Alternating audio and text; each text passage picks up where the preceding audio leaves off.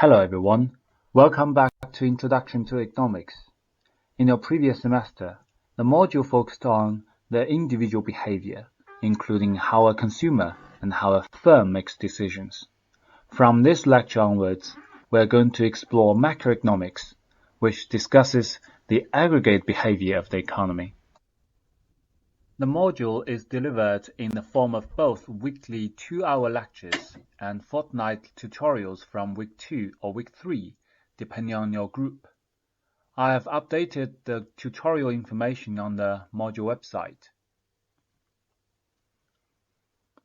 In the module website, you can find everything you need for this semester of the module. I have 2 reasons for building up a website for this module. First, the Learning Central is a very complicated platform which you can easily get lost and miss out important things because you have to click many buttons to find what you need. This web page is a one-page information site where you don't need to press any button. All you need to know is there. Second, some students would like to access the materials after year 1 or even after graduation when Learning Central is no longer accessible.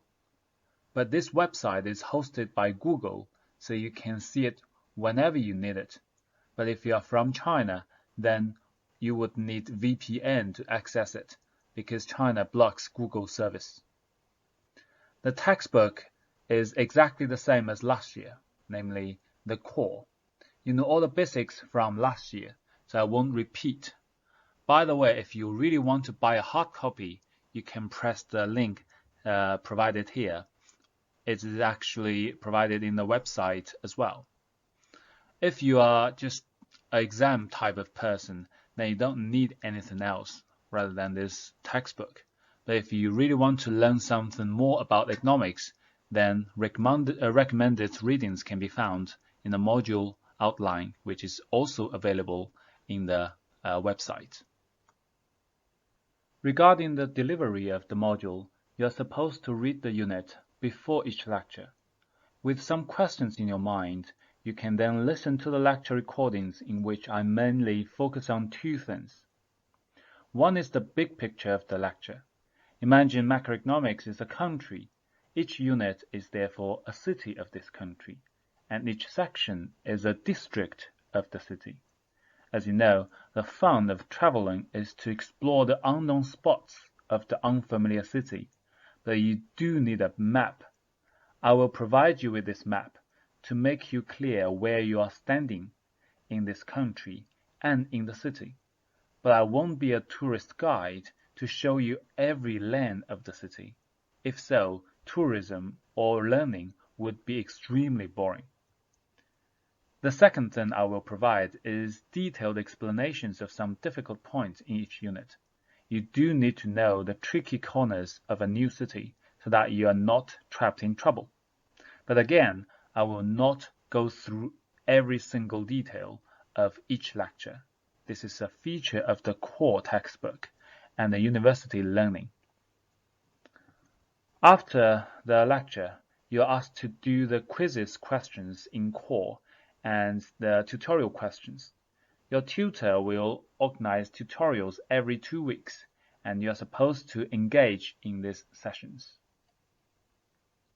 You're welcome to use Dropbox comment tools to ask questions.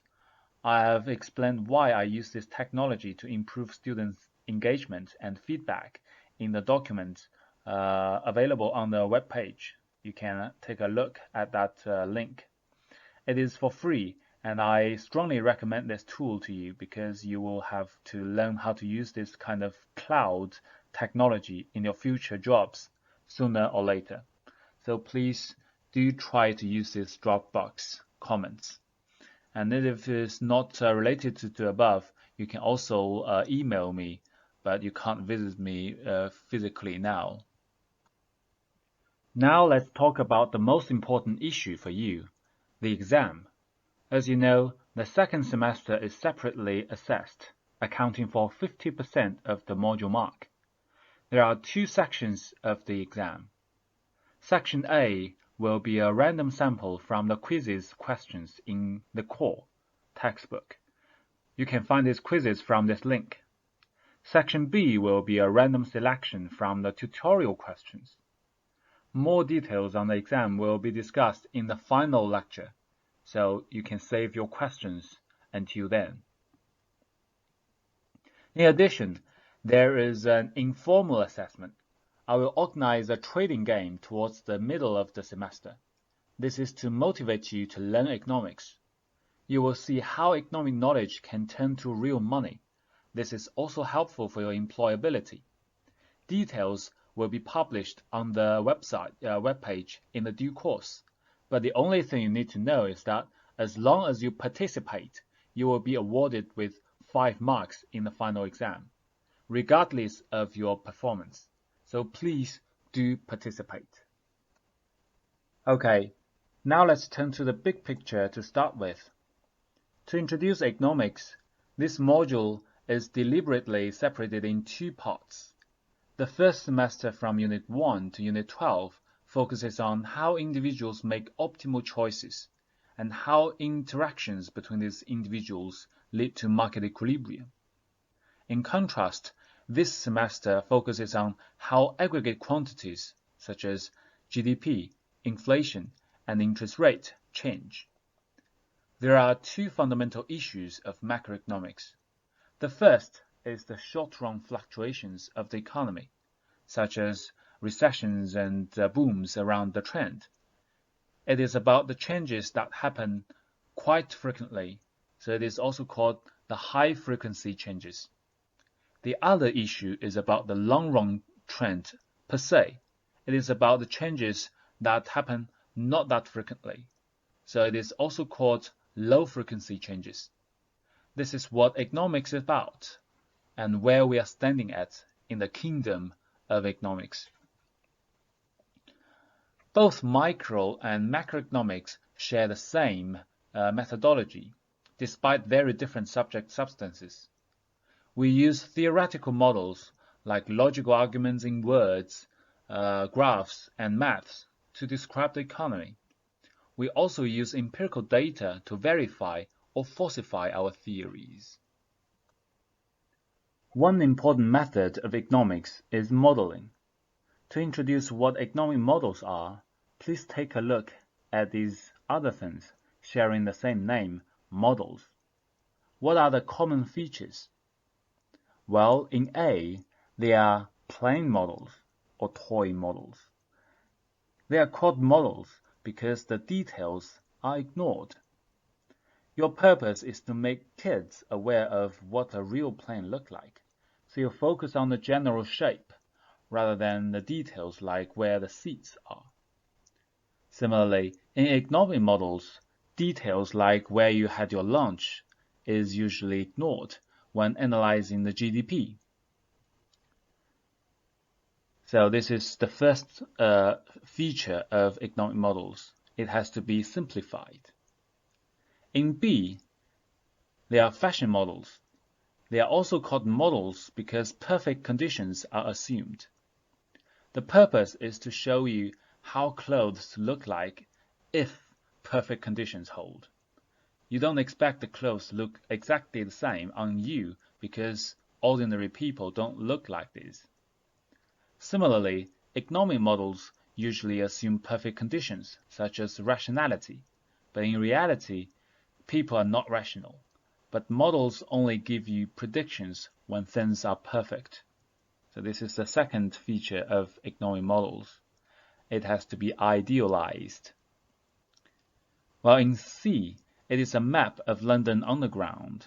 It is also a map and a model of the city because it is informative, although the locations of the stations are not really precise.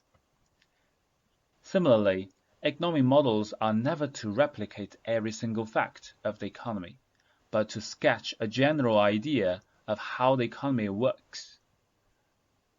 So this is the third feature of economic models. It has to be informative.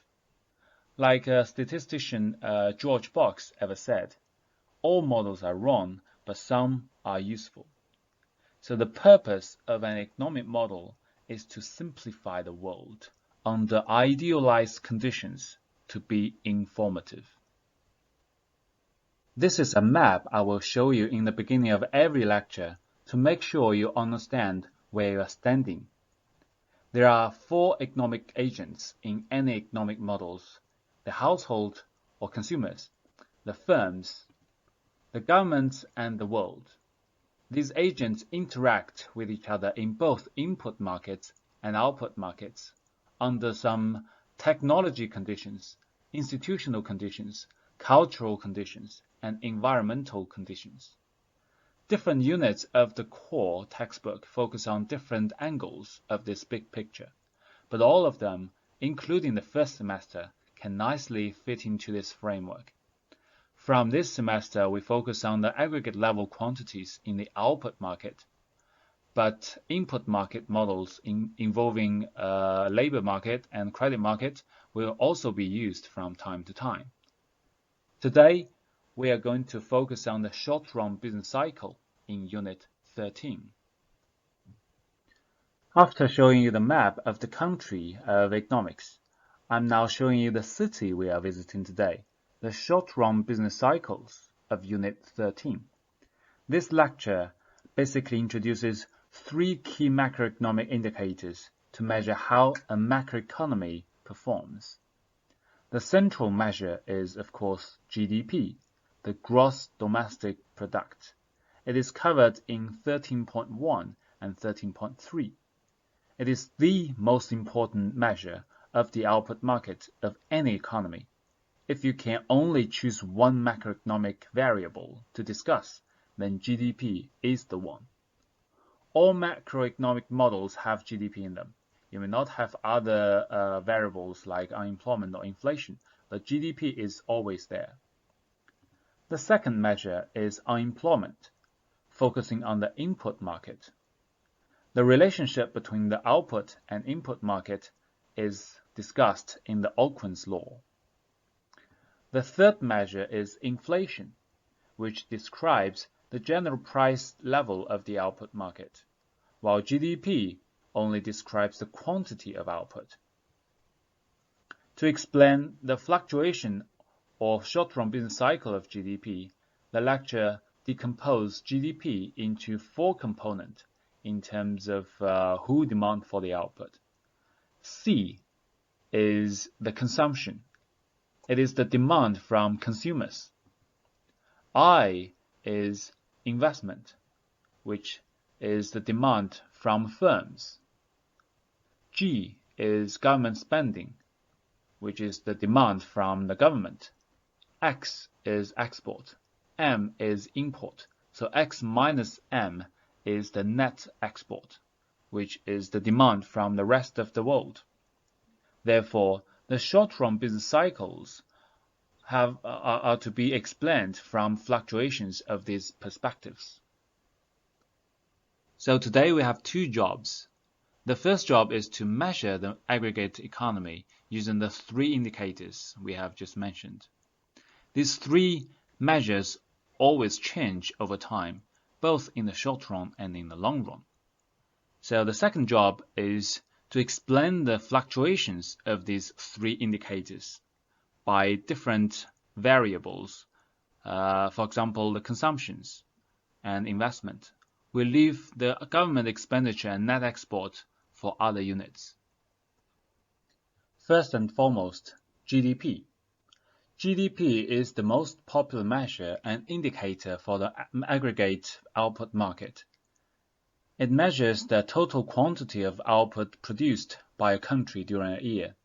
If you treat a country as a firm, then a country has its own national accounts, just like firms have their own corporate accounts. The only difference is that the accounting is done by national statistical offices rather than public accountants. There are 3 ways of estimating the GDP. The most popular way is the expenditure method. We have already discussed that. It divides GDP into 4 components: C for consumption, I for investment, G for government expenditure, and NX, the net export, because every output produced is demanded for by someone. The second method is by production, because every output is produced by some firm. To avoid double counting, only the value added in each stage of production is counted. The third method is by income, because every output brings some income for someone, such as labor income W. W is standing for wage. Capital income R. R is standing for interest rate. Firm profit or government tax, because all these outputs will belong to someone after distribution. In theory, these three methods should lead to exactly the same number of GDP. However, globalization makes it more complicated. For example, cars made in the US but imported by the UK are part of the GDP of the US if production method is used, but it will be part of the GDP of the UK if expenditure method is used.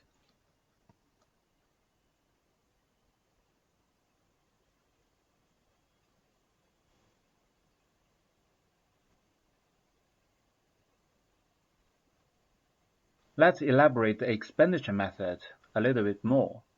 As we said, this method decomposes GDP into four components in terms of who demand for the output.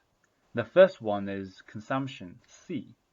It includes both durable and non-durable goods by consumers. The second component is I, the investment. It includes investments by firms, including the changes in inventory. The third component is G, the government expenditure, which includes public goods and services, as well as infrastructure investment made by the government. However, it does not include the income transfer, because taxes simply redistribute from the rich to the poor without changing the total quantity of output. The last component is the net export. It includes all the goods and services exported to the rest of the world after deducing the imports. The importance of the four components varies across countries. The US and the Euro area are similar. C, the consumption, is the largest component for both of them, accounting for more than half of GDP. China, however, is very different, with investment the largest component.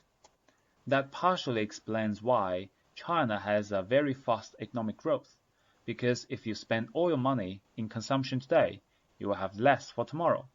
It is true for both individuals and for countries. After knowing how to calculate GDP using the three methods, now let's look at how to explain the changes of GDP. To make these tasks easier, economists usually separate the long-run trend from the short-run cycles. The cycles are deviations from the trend. Here, it involves a mathematical tool called logarithm. It is very useful for any series that grows at a constant rate like this. Xt equals to x0 multiplied by 1 plus g. G is the growth rate, and to the power of t. T is the time over which the series xt grows. If you are not familiar with logarithm, please take a look at this link or section 13.1.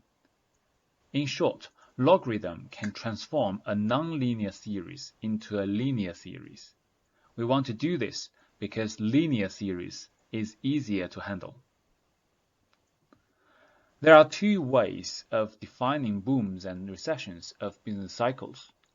The NBER definition of a recession depends on when the economy starts to grow again. However, an alternative definition depends on whether GDP is below the trend. Therefore, the NBER definition of a recession tends to be ending earlier. Here is a question for you to think about. Is GDP a good indicator of the economic conditions? Well, you can think about that, and if you want to find the answer, you can read the textbook. We have defined the first indicator of GDP, which is the output market. Now let's look at the second indicator, unemployment, in the input market. Here are some definitions of different variables in the labor market. Population of working age is only a part of the total population. An aging economy like the UK tends to have less population of working age. In this working age population, most of them are labor force, but some of those are out of labor force or inactive, either because they are disabled and can't find a job, or they are very lazy to find a job. Within the labor force, those who have jobs are employed, and those who are not are called unemployed. So be careful, this out of labor force is not the same as the unemployment. Now you can define different ratios in the labor market, but they have very different denominators. This is a very tricky point. The unemployment rate here uses labor force as the denominator, but participation rate uses the population of working age as the denominator. So in the unemployment rate, it ignores those who are out of labor force. Therefore, it tends to underestimate the inactivity of the population. Now let's look at this example, a comparison between Norway and Spain. In terms of unemployment rate, Spain is 11% in terms of the unemployment rate, but for Norway, it is 4%. It looks bad for Spain because it has a higher unemployment rate, but this is not the end of the story. If you look at the participation rate, it is even worse for Spain because almost half of its population do not participate at all. But for Norway, more than 70% of the population are actively seeking for jobs. So here is a question. Is unemployment rate a good indicator for the economic condition? You can find answers for this question in the textbook. We have defined GDP and unemployment. Is there any relationship between them? This is explained by the Okun's law. Okun is an economist who found that changes in the rate of GDP growth are negatively correlated with the unemployment rate. And the Okun's coefficient is defined as the degree of correlation between these two variables. It is also the slope of the regression line between the two variables. You may not know what is a regression line. You can click here for more information. But simply speaking, a regression line is the line which can best describe the relationship between the two variables. And the slope of the regression line can tell you the strength of correlation. So steeper slope means stronger correlation. And as you can see from these graphs, the developed economies have steeper slopes.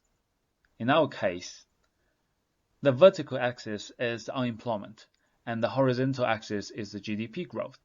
So if there is a drop in GDP, then unemployment rate will increase more in countries like the US and Spain than countries like Brazil and Malaysia. But Germany is an exception because it managed to protect jobs. So during the global financial crisis in 2009, the job loss or unemployment rate is controlled much better than other countries. As you can see, this point of unemployment rate is much lower than it should be. So that means they are doing a good job. Finally, let's define the third macroeconomic indicator, inflation. GDP measures the quantity of output, while inflation measures the price of output. There are many measures of price levels. For example, CPI is the consumer price index, measuring the cost of living from a consumer point of view. Similarly, there is another thing called PPI, standing for Producer Price Index. It describes the price level from the producer's point of view. GDP deflator is defined as the ratio between the nominal GDP and real GDP. In other words, it measures the increase of GDP purely due to the change in prices. It covers exports but excludes imports. It is reverse to CPI. Inflation can be calculated using either CPI or deflator. So it just depends on which one you use to explain the economic phenomenon at hand. If this economic issue involves exports, then probably you should use GDP deflator. In the figures below, you can see that high-income countries or the OECD countries tend to have lower inflation than other developing countries. So higher inflation is really not a good thing because your money will be more risky to hold. If you hold the money longer, then the value of the money will decrease. So you don't really want to live in a country with a very, very high inflation. So here is the question. Is inflation a good indicator of the economic condition? And you can find a very good discussion of inflation in the textbook. Now let's look at the history of the three indicators. In general, inflation tends to be lower during the recession. That is basically because a lower demand makes the price to decrease. If you have no demand, then the price of a product will decrease, of course. And at the same time, unemployment rate tends to be very high during the recessions. For example, during the Great Depression, as we can see, the unemployment rate is as high as about 14% or 15%. However, there will be some exceptions. For example, during the First World War, there is a low GDP because many people are dead from the war. There will be high inflation because the products are very, very scarce and people have to fight for food. So the price will be quite high. That is why there is a high inflation instead of a low inflation, as you would expect. And there were low unemployment rates in different countries because many people are going to the front line and the labor force is actually quite limited. So unemployment rate is low. In the Second World War, similar things are happening. So you have low GDP because no people are working, they are all fighting, and high inflation but low unemployment rate. Another exception is the 1970s oil crisis. There were low GDP, just like in any recession, but inflation are high because the oil price has increased. So all the prices, anything have to do with oil will increase. For example, petrol and the logistics and anything that is to do with energy will have a high price, pushing the inflation high. And the unemployment rate is high, as you would expect from any recessions. It is called stagflation because it is stagnant in output and high inflation. This is a very unique feature of the oil crisis in the 1970s. In the global financial crisis, starting from 2008, there is a low GDP, a moderate inflation. So inflation is not high nor low, it is moderate. But there is a high unemployment, just like in any recessions. So the inflation is not low nor very high in the previous exceptions. It is just a little bit different. There is a different story behind, but we won't expand here. So this is what we call Great Recession because inflation is not really low or high, but the unemployment rate is quite high and it lasts like 10 years since it started in 2008. So it is a great recession. It is not yet Great Depression, but it is really a big problem for most of the countries in the world. Up to now, we focus on the first job of this lecture, that is how to define the three indicators of the macroeconomic performance measures, the GDP, the unemployment, and the inflation. From this slide onwards, we are going to divert our attention to the second job, that is how to explain the fluctuations of the economy. This fluctuation is basically the deviations from the trend. So we are trying to use the short-run business cycle perspective to explain the changes in the macroeconomy. There are several ways of explaining the fluctuations. The first way is to explain the shocks of the macroeconomic changes. We know that in the long run, the economy is growing along the trend, which changes very, very slowly. It is a low-frequency change. We will discuss that in Unit 16. So the change due to the low-frequency changes in the trend is not what we try to do here. Instead, we are going to focus on the short-run factors of business cycle. The short-run factors are sometimes called shocks. They contribute in fluctuations of the business cycles around the trend. So that is what we are going to focus on in this slide, because they changes in high frequency, and the fluctuations in business cycle rhymes with these high frequency changes in shocks. A shock is defined as an unexpected event that affects the decision makings. Well, there are individual shocks and aggregate shocks.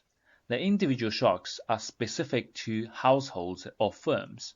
For example, if there is a disease, it affects only one particular family's animals or a family's member who plays an important role in farming. This is something that is really, really unlucky events for some individual families. So they are called individual shocks.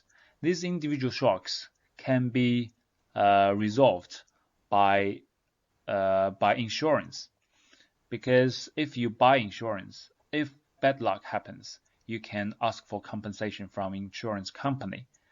But if you are good in the good luck, you don't need this money from the insurance company. So individual shock can cause some problem, but not big problems. There are aggregate shocks, which are even more difficult to tackle, because it hits everyone at the same time in the whole economy. For example, droughts, floods, a war, or earthquake, especially the coronavirus. It happens everyone in this world. So this aggregate shock cannot be tackled by insurance. The reason is because everyone is in bad luck. So there's no extra money to save those who are in bad lucks, right? It's not like the car accidents. You can buy car insurance to insure against the individual shocks. That is fine, because there is a fixed proportion of people who run into problems in car accidents. So the most of the insurance money can be used to cover those who are in bad lucks. But if you have an aggregate shock, like in the coronavirus, everyone is in shock. So you don't really have any money left in the insurance company to cover the whole thing. So in this case, the government has to step in to help everyone. Shocks happens out of your expectation and out of your control.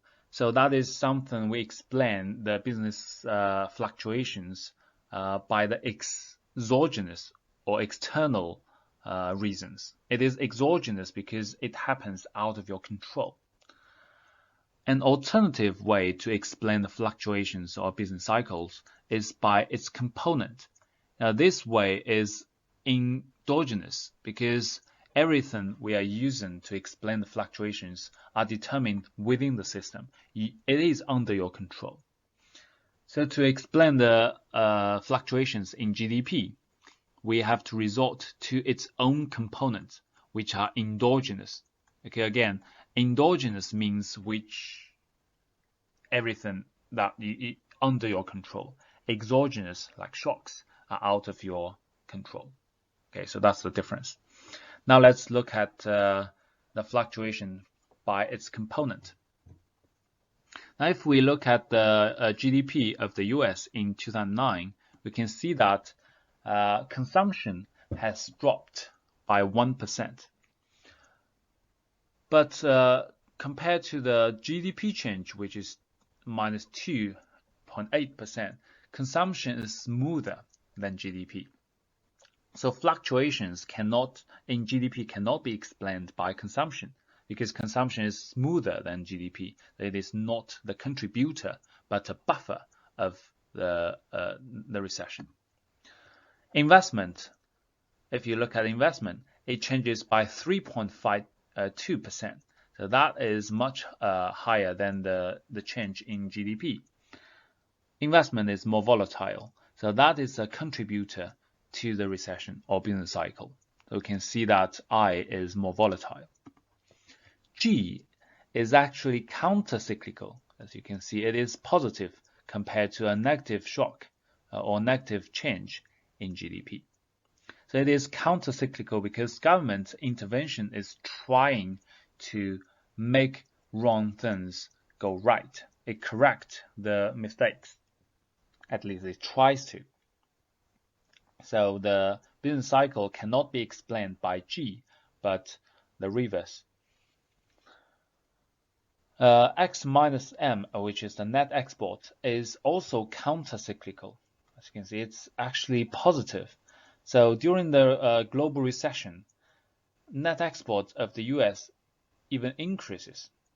That is not a contributor to recession because it is the reverse. The sign is reverse. The reason is when the US runs into problem during the financial crisis, other countries are also undergoing a similar process, sometimes even worse. So that is why, if you want to borrow some money from your neighbor says, I'm even poorer than you, so you can't really borrow any money. Instead, you may give some money to them to save them. So that is what happened in 2009 after the global financial crisis. Instead of getting some help from the other country, the US has to rescue other countries just in case no bigger problems will follow. Now let's look at each component in more details. The first component to explain the fluctuations in GDP is C, the consumption component. We already see that consumption is less volatile than GDP, so it is not a contributor, but a buffer for business cycles. People usually can use two strategies to deal with different shocks to smooth their consumptions. The first one is self-insurance. You can save in lucky times and borrow in the rainy day.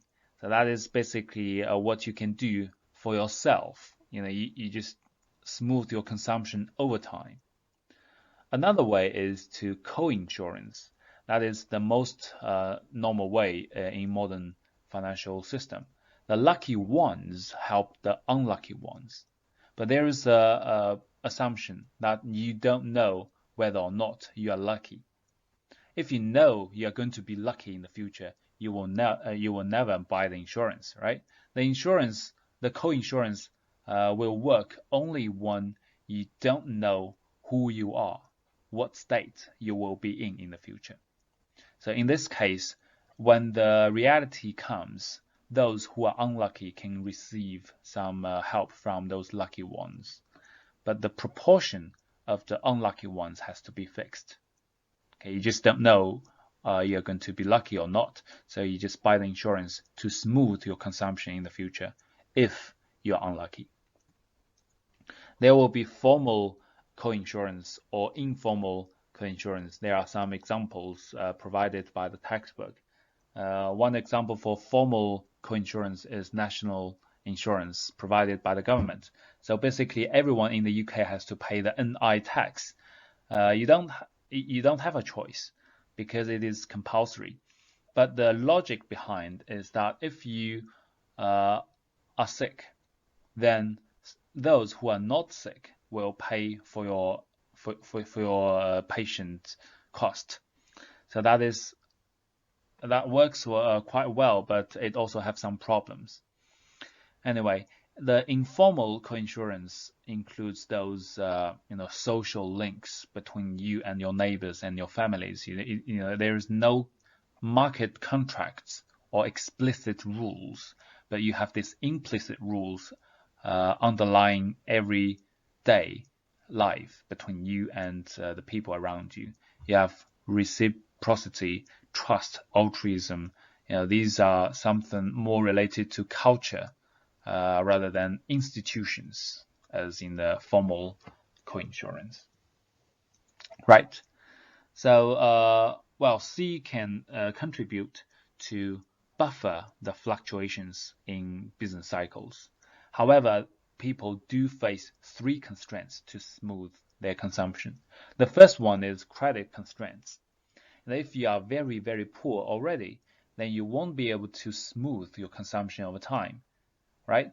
When I was a kid, I watched an Indian movie. It was very, very impressive to me because it tells a very good story about how a poor person and how a rich person stays rich and stays poor.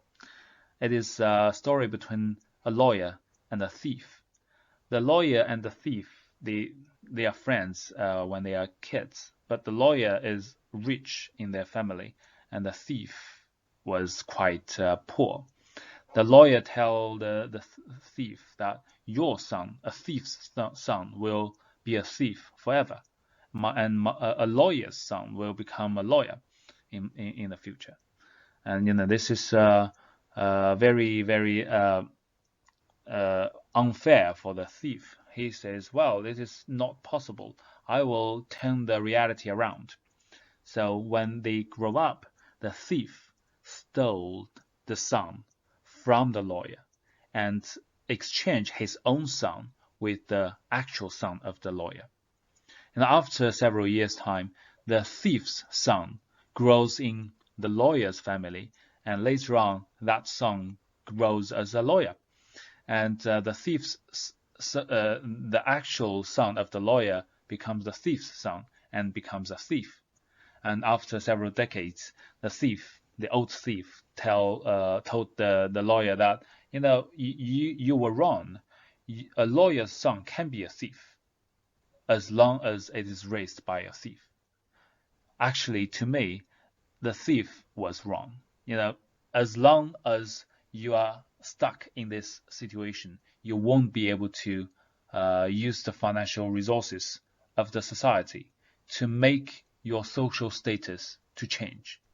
So the experience of the thief is actually a proof of what the lawyer had said.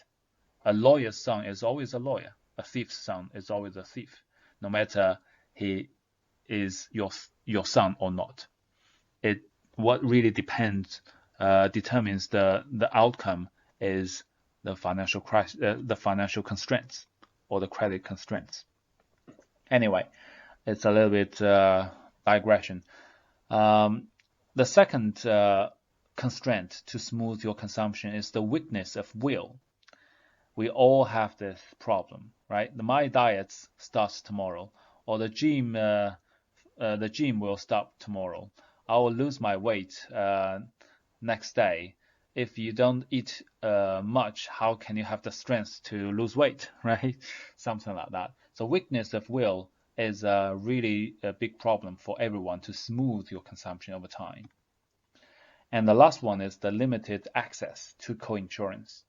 For example, in Germany, they have a very good financial system, but in Spain, probably not everyone have access to the financial credit or co-insurance system. as Germans do. So that these three constraints will make people difficult to smooth their consumptions perfectly.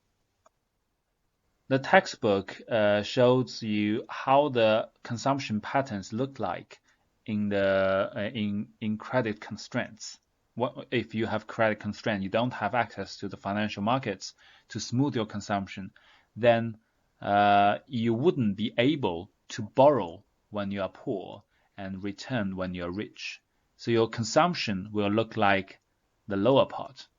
You just stick to the poor when you are poor, and you will be richer when you are richer. Your consumption will not be smoothed because you don't have this credit or financial facilities. So if you have this facility, then you will be able to smooth your consumption over time.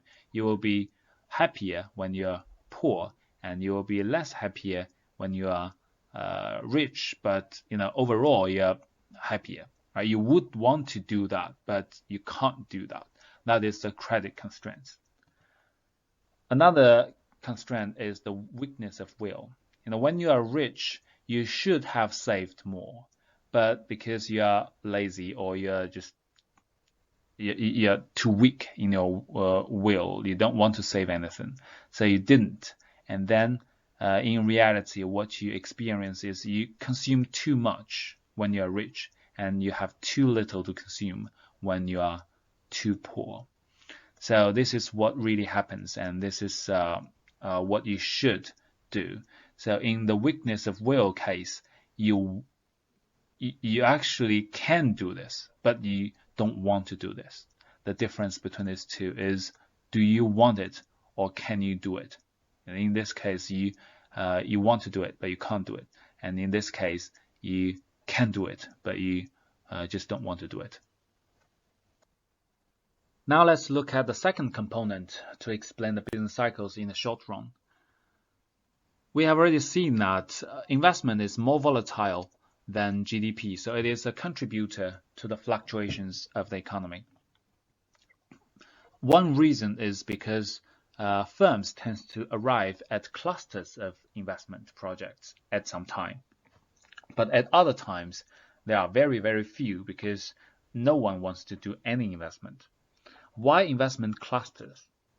Well, one explanation is because of the push investment. Because of competition to adopt new technology, the investment tends to cluster. There is another explanation called irrational exuberance. This is some term used by Keynes, a very famous macroeconomist in the UK. It is because of the wrong beliefs and the wrong actions that makes the irrational actions realize. And the third one is, again, the credit constraints. Because during the boom, it is easier for people to access the external finance, and very difficult for everyone to access finance in recessions. So this cluster of investment and disinvestment tends to happen at the same time. Now let's illustrate this using the coordination game. So if everything is good, we are in the boom, then there will be a virtuous circle. But if you are in the recession, the reverse would happen. The vicious circle starts with a low expectation of future demand because you are very pessimistic, so you wouldn't invest. And if you don't invest, then the low capacity of utilization of capital will result, and the profits will be low. And if you don't have any profit, you won't be able to invest or hire. And low expenditure by firms or workers will make you even more pessimistic. So this vicious circle will reinforce itself. And virtuous circle is just the reverse of the vicious circle. And how do you break out from this circle? Now, this is actually a job by the government. The government has to rebuild or restore the business confidence by sending some strong signals. For example, If the government would like to make everyone optimistic, then you would like to issue more money. And if everyone has more money, then they would like to spend more. And everyone will be more pessimistic about the profit and goes from the vicious circle to the virtuous circle. That is one thing the government can do. The second thing is the government's policies. It can provide some guidance, like where to invest and where to avoid investment. Some environmental policies, for example, can encourage investment in the green technologies, and that can make things different. Okay, now let's look at a technical model to explain the clustering of investment, why investment tends to be more volatile in the business cycle. Okay, this game is called coordination game. In this game, there are two firms. Okay, the actors are the two firms. You can have millions of firms, but let's just take two to illustrate the idea.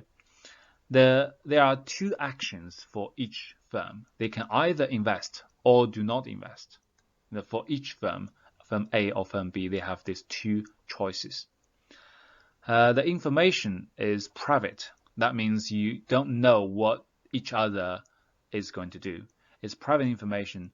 It also implies it is a simultaneous move game. You don't know what each other will do.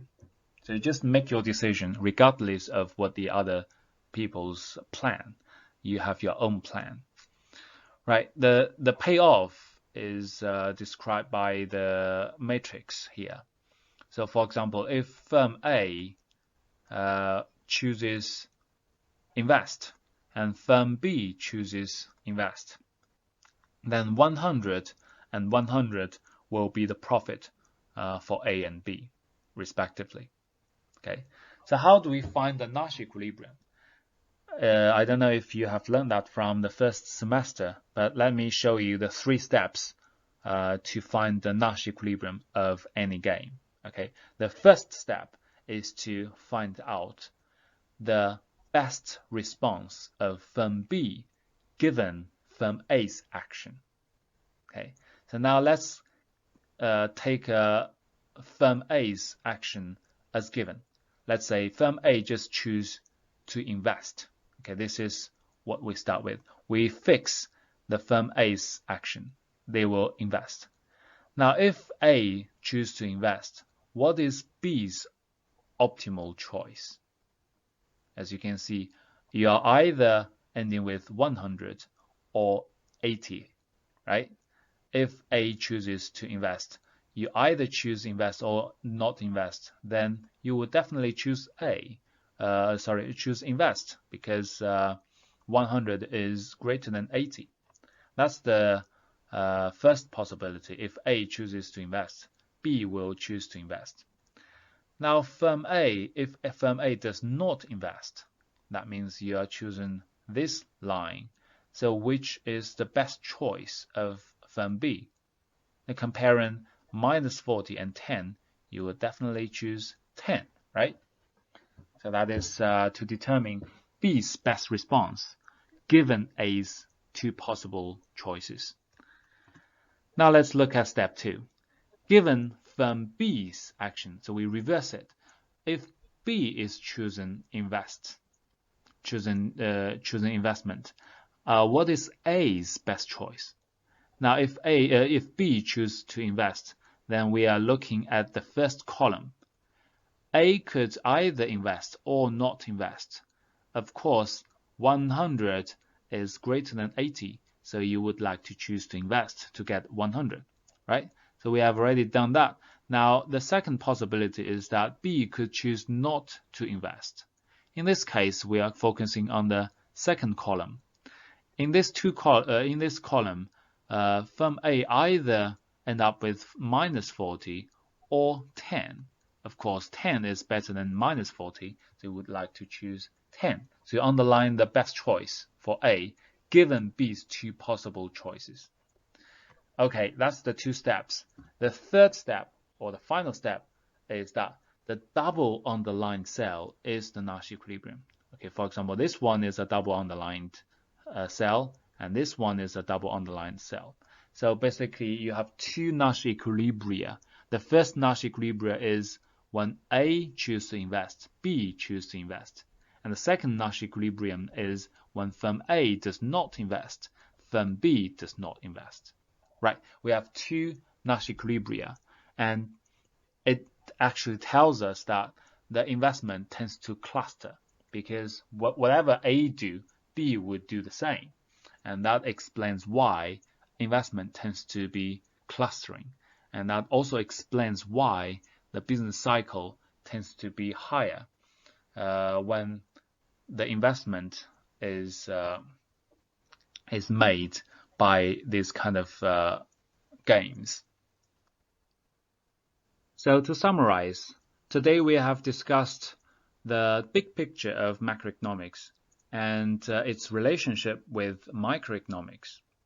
We also discussed the two fundamental issues of macroeconomics. The first one is long-run economic growth. It is about the long-run trend or low-frequency changes. The second one is the short-run business cycles or fluctuations around the trend. The second thing we discussed is how to measure the aggregate economy. We have three important macroeconomic performance indicators. The first one is GDP, which describes the output market, and unemployment rate, which is the input market, and inflation, which is the price of the output market. And then we explains why aggregate economy fluctuates over time, especially in the short run. And we use two ways of explaining the fluctuations. The first one is exogenous stories. It's about the shocks, the external shocks which are out of your control. And the second source of explanation is the endogenous story, how you can use the different components of GDP to explain the fluctuation of GDP. One is exogenous through the shocks, one is through the endogenous components of GDP. Okay, you can read the unit 13 to understand most of the stuff. And if you need, probably you also have to need some part of unit 10, but it is not required for the exam. Okay, have fun.